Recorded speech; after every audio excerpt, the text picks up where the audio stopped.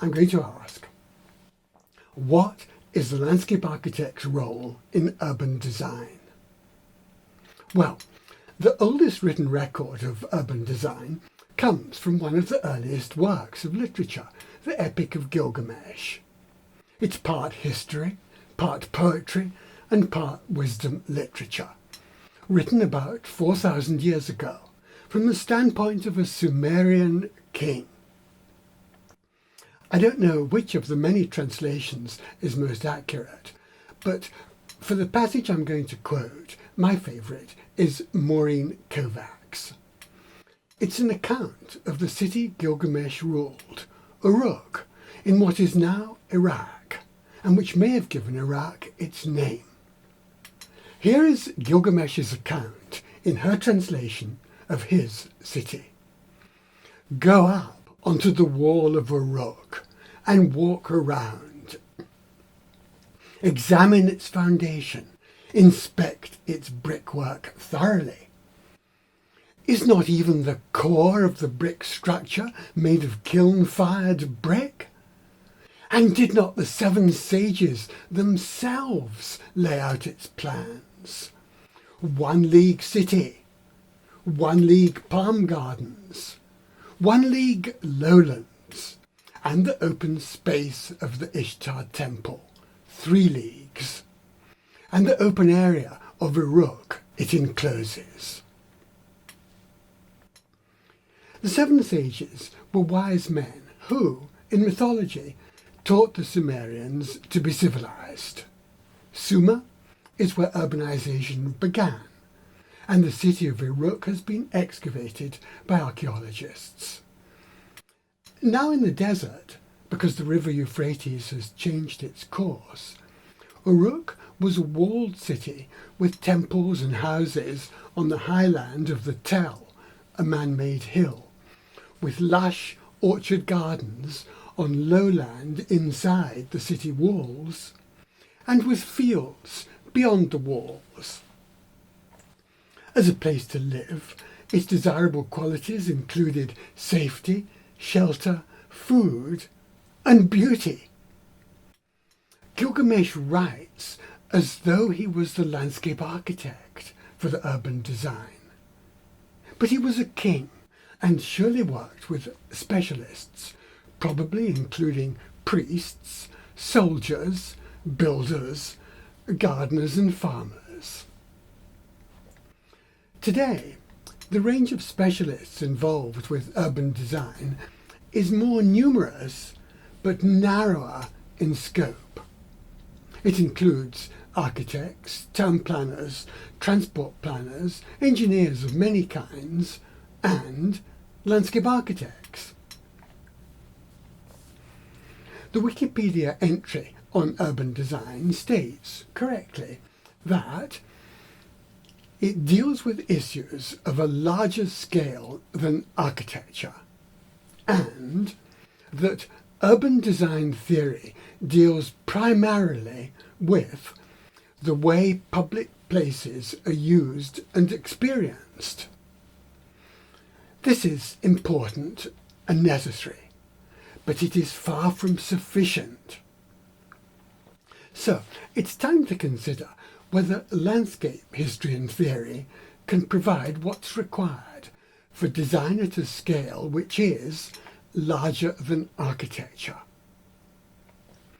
Should landscape architects make occasional contributions, like a cymbal player in a symphony concert, or should we conduct the orchestra of the design professions? My answer is neither. The role of landscape architects in urban design is that of a composer. We compose landform water and vegetation with buildings and pavings to make places with good, functional, ecological and aesthetic qualities.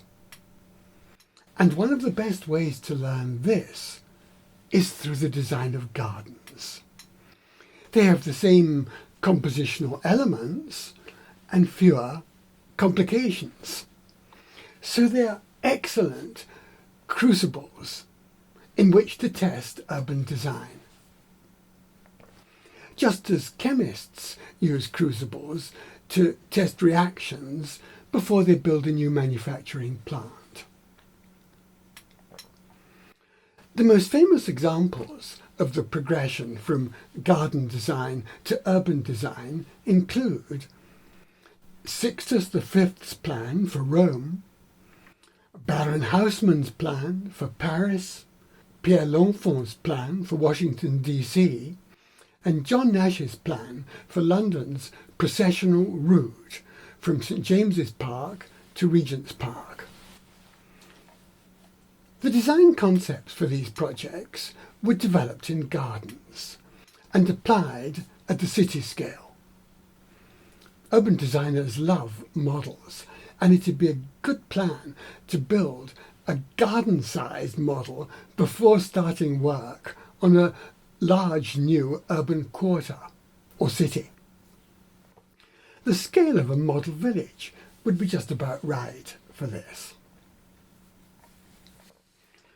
Gardens have the advantage of being, as compositions, more poetic than cities. John Dixon Hunt put this point very well with his observation that gardens focus the art of placemaking or landscape architecture in the way that poetry can focus the art of writing. This reminds me of Mario Cuomo's remark about the governance of New York City. We campaign in poetry, but when we're elected, we govern in prose. William Wordsworth's poem, composed upon Westminster Bridge in 1802, has inspired many planners, designers, painters, and photographers.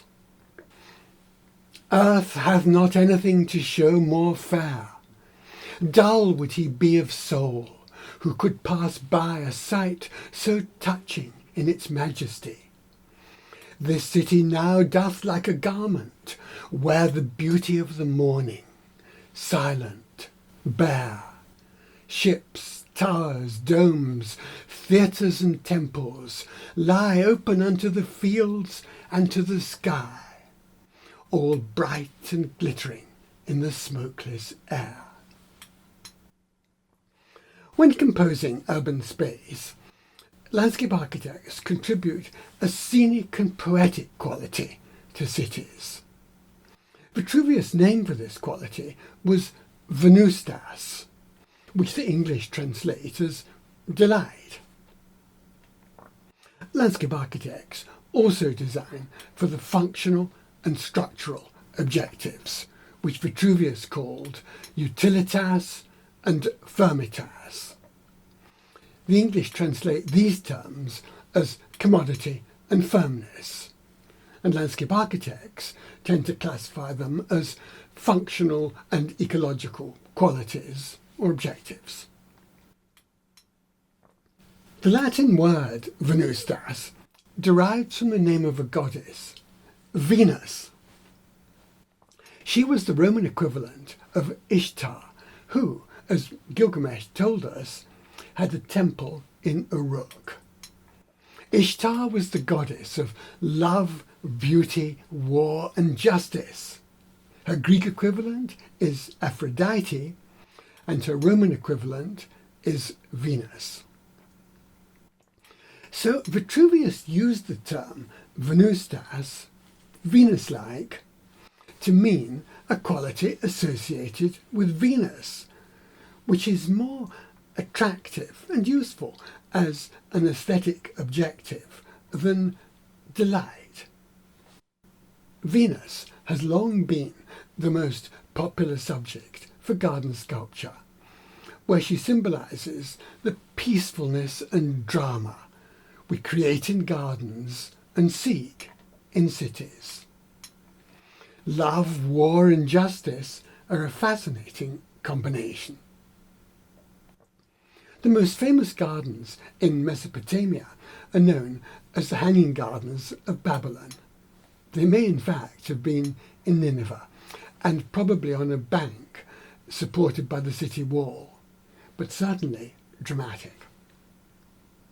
So, to answer the question set for this podcast in one word, the landscape architect's contribution to urban design is composition. We rarely design roads and buildings, but we do compose them in relation to landform, water and planting to make cities which are functional, ecological and beautiful, and works of art. One of my favourite examples of imaginative and appropriate urban design is the 1768 landscape plan by James Craig for Edinburgh's new town. He'd served an apprenticeship with a mason, and more importantly, was the nephew of a famous poet. So I'll show you a video account of his urban design, which I made a few years ago. Craig's plan is amazingly simple, but also poetic, artistic, dramatic, and very well thought out in relation to its geographical context. Venus surely would have loved it, and we surely can see it as an early example of landscape urbanism. Edinburgh New Town illustrates 3 urban design principles for the expansion of cities. First, the landscape should be designed before the architecture. Second, aesthetics should be a major influence on the design of streets.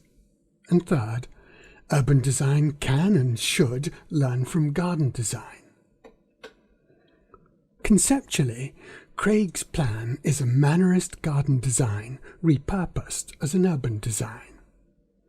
The rectangular compartments are typical of high Renaissance gardens, while the use of axes and focal points is typically mannerist. The Villa d'Este and the Villa Lanti are precursors of Craig's design, though he never saw them.